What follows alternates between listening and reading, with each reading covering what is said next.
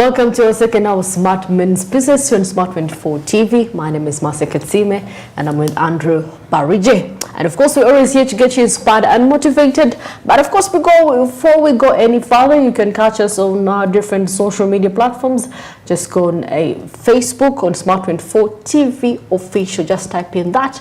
And trust me, you're going to be getting every information, every detail. And of course, on X, Smart 24 TV now, you can contact us, you can talk to us, respond, give us your feedback, and anything you want as well. We are located on 9 Avenue, Port 42. You can come and let us talk business, okay? You really matter. Yeah, and of course, you can go on channel 372 on DSTV and channel 320 on GoTV. We're always there. We're streaming live on YouTube. And if you're a newcomer, please don't forget to subscribe. It matters. There are very many programs away from that. And of course, we have the Smart Digital application. Go to your Google Play Store, you go to Apple Store, and just type in Smart Digital application. It's gonna come in, it's gonna come, you download it, it's just a few MBs. You can listen in, you can watch. Trust me, you won't regret it. Well, as it's our culture every day here to keep you inspired and motivated, we always have something that we talk about, you know, in line with business, and the greats that have been in business have some things that they have learned and they would want to share with us. Let's get into that and I'll be back.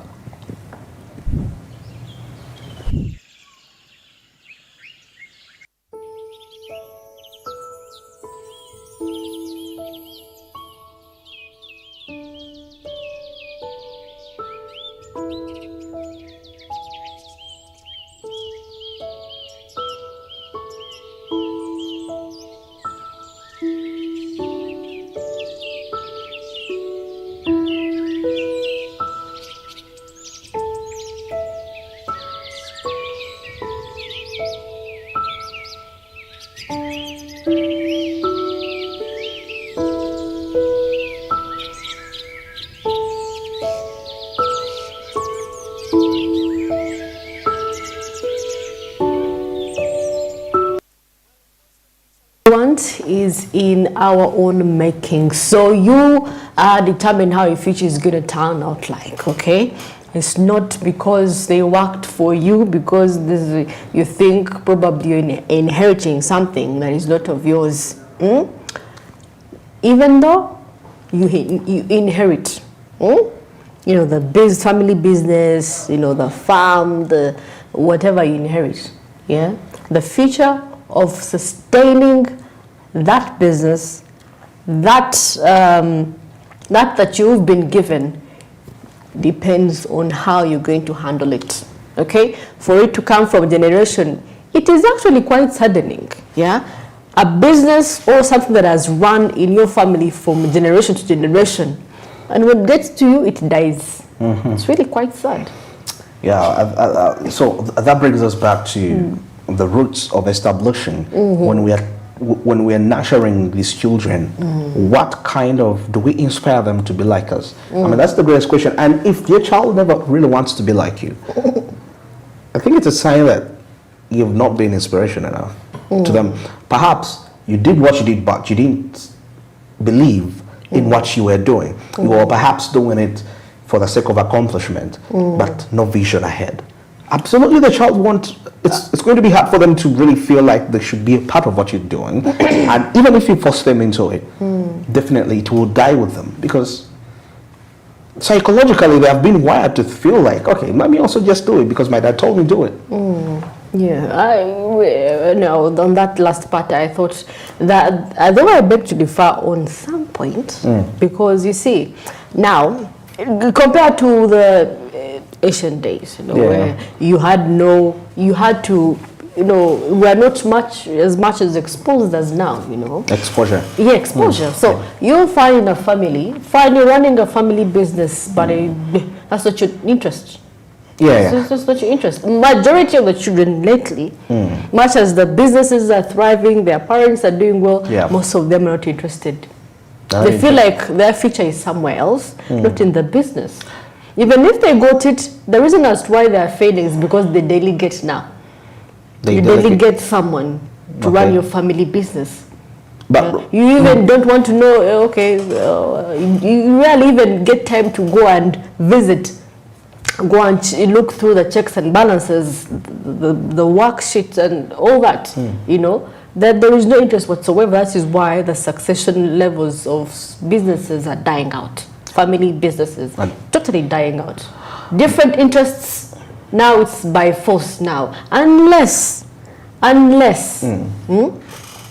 genetically it's in the system of kids, of business. I think because research still has it that genes can be dealt with. Oh yeah. Because the aspect of gene comes from it's quite deep. Like when the Muslims have that word jinn, it's you. It's you. Jinn, which is referred to as a spiritual aspect, a spirit like a ghost. And that's where science derives the word jinns. So if genetically I have the power to influence the genes of my child, but now how does this happen? How do I influence them? That's why I'm saying, if your child never feels like, because by design, your child is supposed to think like you, but just that, it should be a more advanced thinking than yours, because it's like the upgraded version of who you are. So if you started up a business and your ability was able to perhaps put it at 100 billion or 100 million, your child needs to have the capacity to put the same business to a worth of about $1 billion. Yeah. But then what is wrong that your child doesn't feel like he wants to be a part of you? From childhood, what inspiration? Because that's what I believe. By design, we are supposed to have that passion. But of course, I know our generations perhaps could have made mistakes, but I think these are mistakes that can be resolved. Well, you see, Andrew, why? Because I think you look at someone's character, how they're treating family. You realize there's some mistakes that some kids do not want to do. Even when they've grown up, they don't want to do. They're like, okay, fine, my father had a business, but he didn't have time for family. You get? So through the experiences, they're like, I don't want to take this route because I know what kind of trauma I went through, because my dad was focused on business, so much obsession with, and then he never took maybe time to be with us. I think as we grow up, we start judging matters from a knowledge perspective and exposure. Yes. For example, if I was a child, I might have been tormented in a way, but that doesn't mean that I should use that torment to destabilize my whole life. Something which happened at 2 years. For example, if I was assaulted at 2 years, when I'm in my mid-20s, it's okay to act the way I'm acting based on that, because my brain is still growing. But when you make 35 years, you're no longer responsible for saying, I'm doing this because at 2 years, so and so did this to me. You have now grown in judgment. You can know that I cannot impose my pain to other people. So I think, if let me say your father was focusing on running a business and they didn't have time for you, it's a wrong mentality for you to grow up to 30 years or 35 years and you're still saying, what, my dad used to focus on business, he didn't have time for us, so I don't want to do this. It's your responsibility to know, okay, my dad failed. How can I balance business and family? And I think that has led to quite so many issues and it's common in the Western world. Normally when people commit crimes, they do a background check, where they are. But I feel like as we grow in judgment, we don't have a right to defend ourselves of our past affecting us now. We have now grown in judgment. We know what is good and we know what is right and wrong. I'll give an example in a relationship. If somebody broke your heart sometime, don't use that as an excuse of saying, I won't fall in love again. It happened, grow up, move on. Because when you realize that things happen, it's one of the ways of growth. You know that things can happen. So you don't just predict life and you think perhaps it will go your way.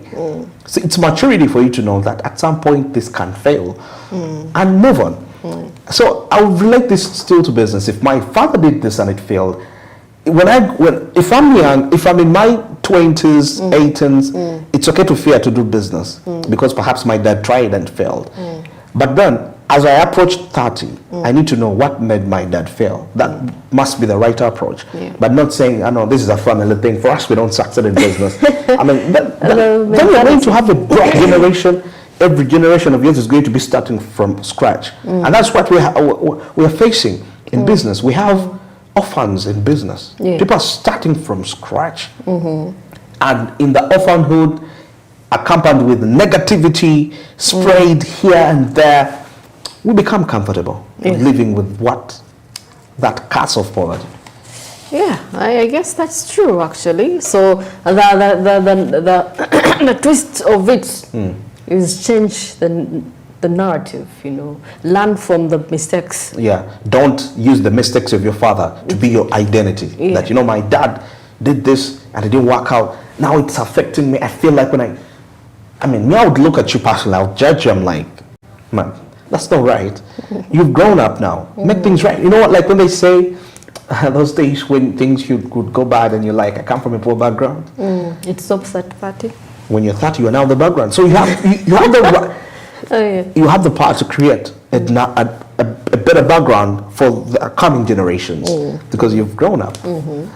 You carry the responsibility. Yeah, I guess, and of course that brings us to our today's topic of discussion: the different attitudes, perceptions society has towards men. And of course, I really want to tell you this actually. Society. I think being a man at some point is kind of difficult because there are things that you're not supposed to do, and yet you're human. You're supposed to feel those things. Absolutely. Yeah. Like? Now, because naturally they feel like a man is supposed to be aggressive. So if you're not aggressive in some things, they will deem you weak. You understand it? Yeah? Then you're weak. Do you? Are you weak, or maybe you're not good at that particular part of life? So the society norms, the stereotyping of men should be aggressive. They should do aggressive work.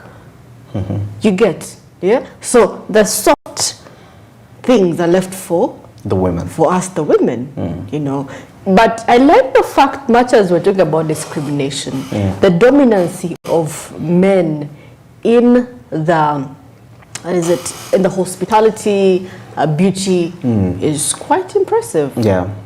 We have male technicians that work in you. Yeah, we have male models, compared to the time where women were known to be the only models. The only models, yeah. Now, when it comes to discrimination, obviously, I was reading a case here of where a man tried to apply for a women's wear and he was not given a job. Women's wear? Yeah, like women's wear models and stuff like that. I didn't get you well. Like he wanted to be... how I put out an advert, job ad, women wear. So women wear, what does that involve? Women like dressing. So you wanted to dress like a woman? No, it's different. Yeah. Because they feel like when you're a man, you wouldn't understand. So dressing women up? Yeah, you wouldn't understand something like that. Yeah. So he felt like he was discriminated because he was a man. I mean, what do you mean if I'm a man? You mean I can't design a woman? Like when they say that there are certain things you may never know, not until you reach a certain age. Yeah, there are certain things that will only make sense when you make a certain age. Yeah. Maybe by aspect of nature, there are things that a man will never know unless they are a woman. Most especially if I relate it to fashion. Yes, you might be so experienced, you know all this, you've been in women, you've even gotten a PhD, you've studied to a good university how to dress up women who are modeling professionally.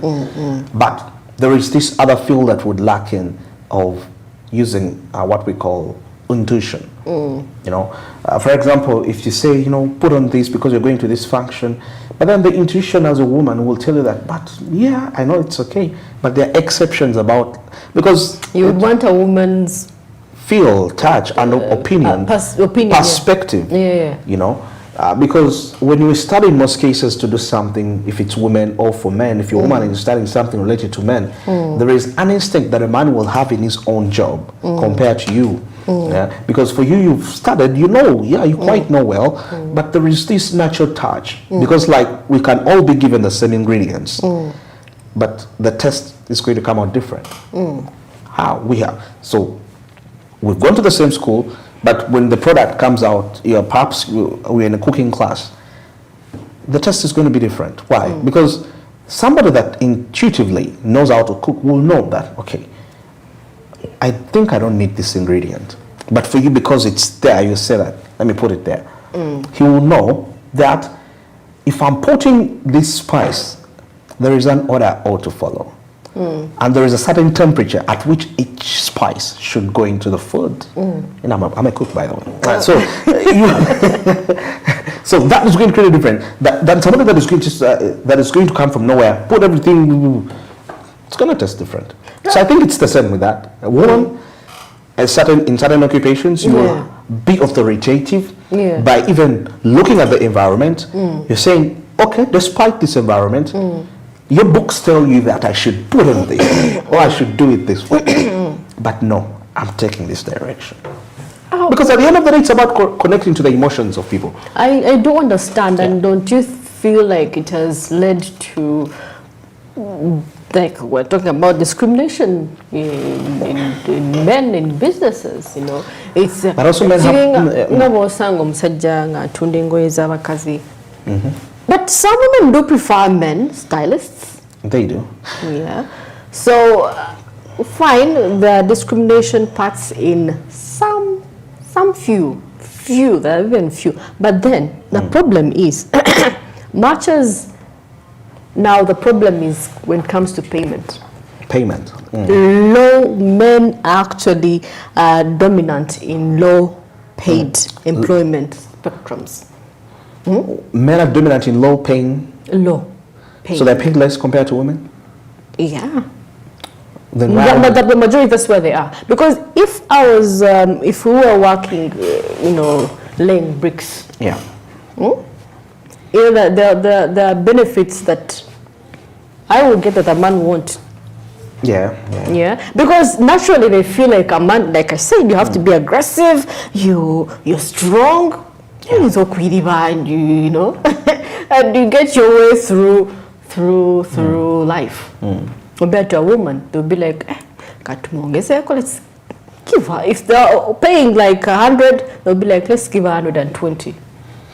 You get? Because naturally they feel a man they can find their way out. You get it? Yeah. So the majority are there, and it's true. Let me ask you something. Because they do the hard work. They do the hard work. Most of these low-paying jobs really need a lot of energy, which men are capable of doing. Can I say that when women started the advocacy for human rights, it became too, can I say, you went too much to ask for the rights, even claiming the ones you're not entitled to.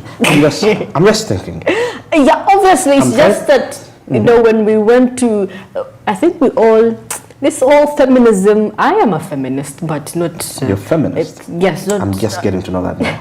Not so much overboard, Yeah. There is an extreme to feminism, So the fact that we have now failed to understand Wetukoma, I want to ask you something in line with the virtuous. Let's spell it. I'm trying to search a Bible verse here that talks about a virtuous woman. Proverbs 31? Proverbs 31. Yeah. So what would be the context of, because there is a way the Bible describes on how women should actually behave in terms of society. Though, of course, as society, we've always come up with different opinions and perspectives regarding that. You said Proverbs? 31. 31. I brought this up because as we've been talking about that, it's been questioning something that how did we go off the ethics of what, because who is a virtuous woman to you? Well, a virtuous woman is a woman that, takes care of his man and his And her household and he, the household. he actually participates in, actually there's where the Bible says he goes and sees land and goes and buys it. Yeah, So exactly. that is bringing out the aspect of women should work hard. They should work hard, and of course, like I said, there's also this notion of men should be breadwinners. You get it? Yeah, of course it is there, but I think it should be both ways. If men should do their woman part. is a helper, you get. Is a helper. Is a helper. In moments, I know we're not talking about, in moments where It's still a in man cannot, discrimination. in moments where a man cannot, she can chip in and help. And of course, the help doesn't have to be, you're the source, yeah? But in moments where you're incapable, As a man, I can come in as a you can woman come in. and help out. beautiful. Yeah. But I think the perception should also change, even in business perspective. When it comes to male entrepreneurs, Yeah. I mean, we need to see that the expectations the society lays on men Yeah, should actually be cut short. Otherwise, that expectation pressures the man's performance in terms of delivery. Yeah. You know, because you're thinking you've totally failed to do something. But because of what the society perceives, and that's why we see aspects that happen like corruption. You end up doing the extraordinary Yeah. to fit within what people perceive of your gender, and you make mistakes. Yeah. Yeah, so we should be real to that. Well, 31 minutes past 8, exactly now 29 minutes to the top of the hour. We'll take a short commercial break, and of course, when we return, we shall be delving into what's happening in sports and entertainment. Stick around.